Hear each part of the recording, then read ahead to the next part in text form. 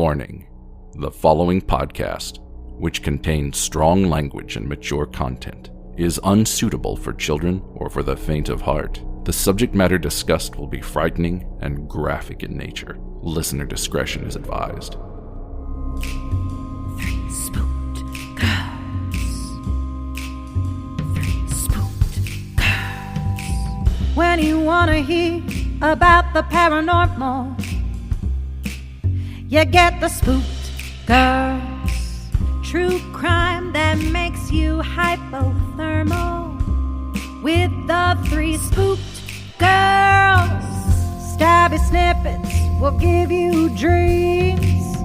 Tara and Jessica will make you scream along with the spooked girls. Bring on the slaughter. We on that haunted ground. Spooked girls. The three spooked girls.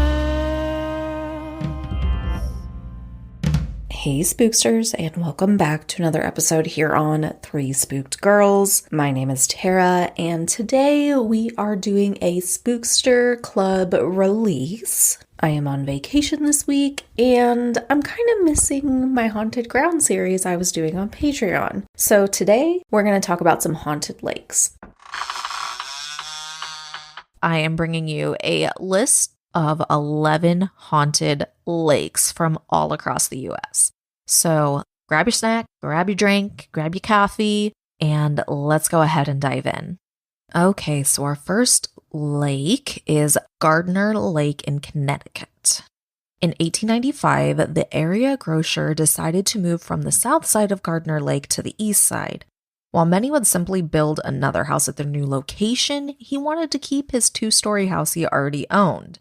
His solution was to wait until the lake was frozen over and sled his house and his belongings, including a piano, over the ice. Everything was fine until the ice cracked and the house slowly sank into the water. Not being able to pull it free, the home sat there until spring thaw, when it plunged the rest of the way to the bottom of the lake. While there was no deaths involved, it's said that the ghosts of the people who drowned in the lake can be seen and heard around the area. But while that's not a big deal to a lot of places, some say that on quiet nights, the piano that went down with the house can be heard playing from spots on the lake where the home met its watery fate. All right, number 2, Haunted Lake, New Hampshire. How original. The local real estate listing says Haunted Lake is a peaceful and tranquil place featuring shallow pond-rimmed birches, pines, and summer cottages. The lake offers fishing, scenery, delightful shade, and unexplained weird noises. According to the area's folklore, centuries ago, a massive forest fire swept through, killing everything and everyone living around the lake. The Native American and European settlers in the fire's aftermath were more than a little spooked by the charred trees and burnt-out landscape. After that, the pond was named Haunted Lake. In 1753, Matthew Patten only added to the little pond's lore when he wrote this in his diary while camping. Quote, "Soon after darkness set in, there commenced groaning and shrieks as if humans being in distress, and these continued, most plaintive and affecting, till nearly morning." End quote. The pond took on the identity of Scobie Lake when a family by the same name built a mill there. Of course, this didn't end the spookiness surrounding the pond, especially after they uncovered some skeletal remains on the lake shore. All right, so the third one is in New York. Lake Ronkonkoma. This lake is described as Long Island's largest lake, and people say it's a deep, dark abyss with no bottom. It's so cold that spirits of ice skaters have been seen skating across it, even when it wasn't frozen. However, the most popular story is of 2 young star-crossed lovers. A young man and woman were forbidden to see each other, and they used the lake to send love notes with each other written on birch bark back and forth. Finally, they agreed to marry and run away, but once they were found out, the young man was killed.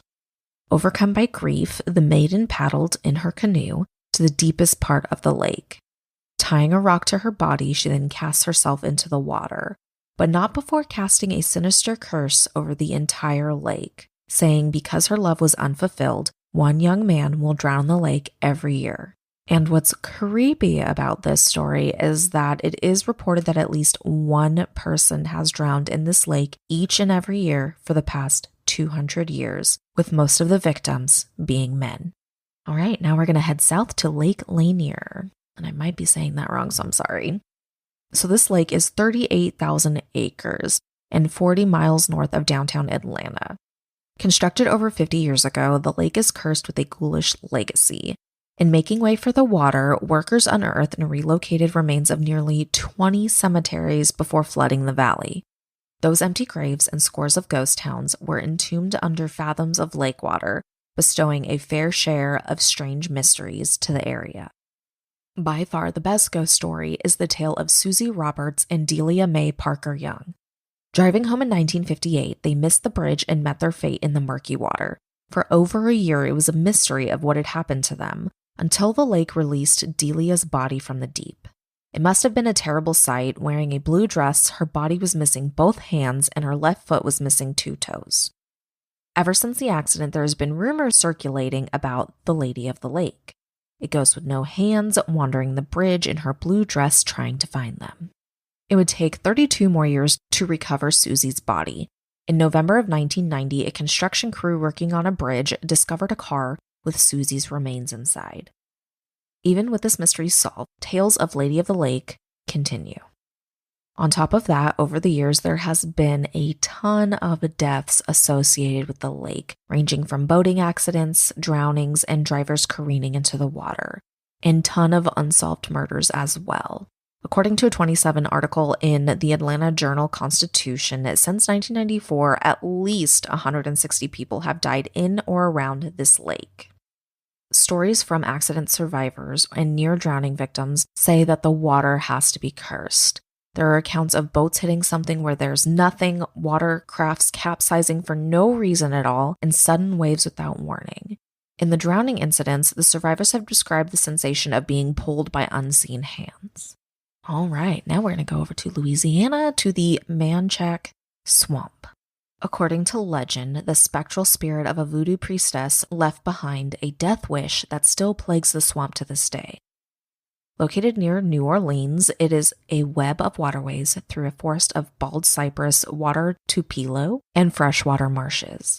Its resident ghost is said to be Julia Brown, who, before dropping dead in 1915, made a terrifying prediction to the townsfolk, singing, quote, "One day I'm gonna die, and I'm gonna take all of you with me," end quote. The day of her funeral, a devastating hurricane ripped through the entire village, killing hundreds. So many, in fact, that locals claim it's still common for skeletons to resurface today, drifting in the muggy swamp. According to Louis Barbier, he said, "The water was washing in the front door. We thought we were gone. All the camps down there are gone. On the big lake, they had big timber, big cypress timber. It was just like a big boar went along there. Today, the only thing that remains on the island where Brown's village once stood is a mass grave where the dead were buried. Over the years, hundreds of people have experienced the sound of a ghostly voice singing Brown's infamous song." Next up is White Rock Lake in Texas. One of Dallas's best-known ghost stories is the Lady of the Lake, who haunted White Rock Lake Park. It starts like any other tale. A young couple, they're on a romantic moonlit drive around the lake, encounter a young, beautiful girl dressed in a sheer white dress, dripping wet and soaked from head to foot. This first encounter was published in the Texas Folklore Society publication Backwoods to Border in 1943. Ever since then, the legend of the Lady of the Lake has grown. One account has the apparition as a drowning victim from a boating accident in the 30s, while another has the lost soul being a distraught bride, similar to La Llorona. Dallas area newspapers published reports of ghostly encounters in the 60s, while on Halloween night in 1985, several psychics held a candlelit vigil trying to contact the lady without much luck. But it is said if you want to take a drive along the lake, make sure you have waterproof seat covers to be safe. Number 7 is Veterans Lake, Oklahoma. So the story surrounding Veterans Lake is said to be described as a script from a low-budget horror film. A pair of vengeful phantoms wreak havoc by luring unsuspected victims into the water and drowning them after sundown. The story goes, back in the 1950s, a woman was watching her son play in the small man-made lake in what is now the Chickasaw National Recreation Area. The mother, only distracted for a moment, looked up to see her son had disappeared under the water. She rushed into the lake to save her son, only to be pulled under herself, resulting in them both drowning. A few years later, it was said that another girl drowned in the lake as a result of a boating accident. Nowadays, once the night nears, the two apparitions can be seen hovering over the lake, searching for their next victims. This is said to be considered one of the most haunted places in all of Oklahoma, and the lake often induces a feeling of unease and panic in visitors after the sun sets. Linked to the 2015 murder and kidnapping and a 2009 incident where a man drowned while trying to save the life of a young child that had difficulty swimming, the lake's reputation for creepiness has only increased. Now, our next haunted lake is one of the Great Lakes, Lake Superior. Also known as the Graveyard of the Great Lakes, this lake has harrowing tales of shipwrecks, spooky lighthouses, and ghost ships. While not as famous as the Edmund Fitzgerald, the freighter Canada steamship line SS Kamloops disappeared in 1927 with 22 people on board while steaming towards Isle Royale. The search continued for the next 50 years before divers found the vessel in 1977. While exploring the engine room, they reported a preserved body that appeared to follow them around the room. The lake's lonely lighthouse also produced a wide variety of ghosts. Witnesses at the Marquette Harbor Lighthouse have described the ghostly figure of a girl seen staring out the upper floor window, peering out at the horizon towards the big lake. At the Big Bay Point Lighthouse B&B, guests are awakened by ghosts of an elderly groundskeeper wearing Coast Guard attire standing at the foot of their bed in the middle of the night. According to accounts, he is mourning the loss of his son before vanishing back into the walls. Meanwhile, at Split Rock Lighthouse, local legend says that a visitor in the mid-1980s saw a man in a lightkeeper's uniform on the catwalk long after the museum had closed for the evening. When he returned the next day, he was told no one was in the tower after hours. The sight of ghost ships have circulated through the Big Lake's history. The latest account happened in October of 2016 when Jason Aslin and a friend were taking in the fall foliage in Michigan's Upper Peninsula. When they stopped to photograph a gorgeous rainbow over the lake, things got spooky. Quote, "We were looking at it, the rainbow, and noticed the object. I zoomed in and still couldn't understand what I was seeing. I have been there before and never saw it before. It really just didn't belong there. I've seen ships before, and it looked nothing like that." They said that they watched for a while before it just disappeared. Number 9, Spirit Lake, Idaho.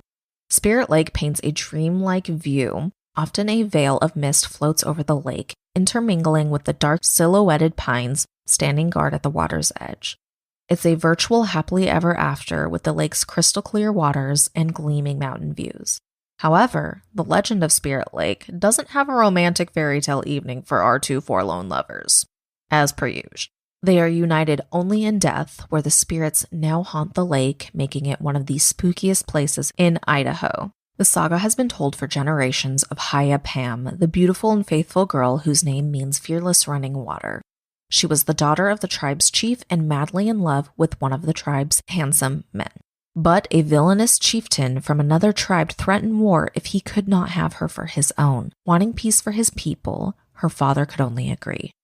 Now, it is said that the story has one of several endings, so here we go. One says that on the day of the marriage ceremony, her true love killed the chieftain and rescues her in a canoe, but during their escape across the lake, a rain of arrows fall upon them, killing them both.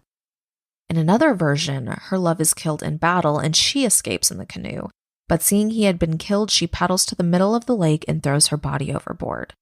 Meanwhile, the last story is that they were tying themselves together and leaping from Suicide Cliff into the lake, never to be found again. All of the endings result in the same tragic conclusion. So sad, in fact, that the local tribe changed the name of the lake from Clearwater to Lake of Spirits, because in the spring they hear mournful and haunting sounds from the shores. To this day, people often report seeing two young lovers' ghostly silhouettes in moonlit nights paddling the lake in their phantom canoe until it disappears into the mist. Now, our last two lakes are going to come from California, the first being Lake Tahoe. Rising 150 feet out of the water, Fannette Island, Lake Tahoe's only rocky isle, is found in the scenic Emerald Bay on the west shore of the lake. It's been called many things over the past 100 years, but the creepiest name being Dead Man's Island. Captain Dick Barter lived on the island in the 1870s. He was a retired British sea captain and looked after a railroad tycoon's 5-room summer villa. A recluse who enjoyed the company of drink, he would pilot his dinghy he called the Nancy to Tahoe City or the South Shore to visit local saloons, often coming back drunk. In January of 1870, Captain Dick capsized his boat in the chilly waters of the lake. It is said that, quote, "The night was of inky blackness, the weather intensely cold, the mercury being many degrees below zero. I knew it was useless to call for help. I also knew if I got in my boat and attempted to reach the shore, I would certainly freeze to death." He did make it back, but ended up amputating his own toes after the harrowing experience. Fearing the lake had his number, he chiseled a tomb in the island's granite and erected a wooden chapel and mounted a wooden cross on top.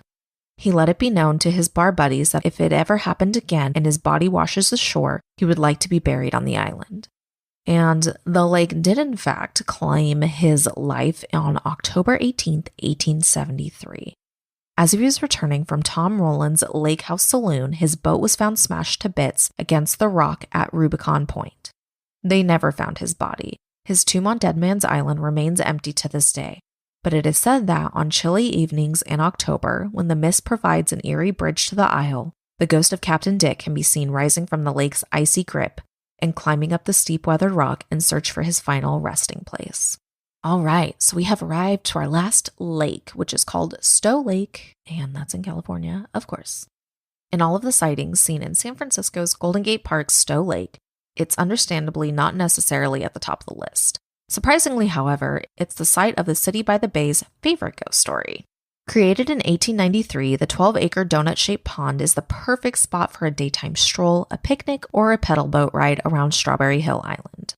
However, those brave enough to visit after dark, you just might encounter the White Lady.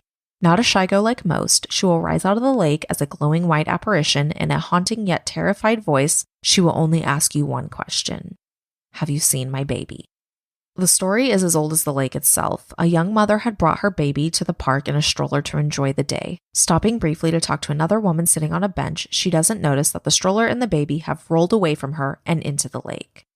When she realizes her baby is gone, the scene turns into every parent's nightmare as she frantically rushes around the lake searching for the lost child, asking everyone if they've seen her baby.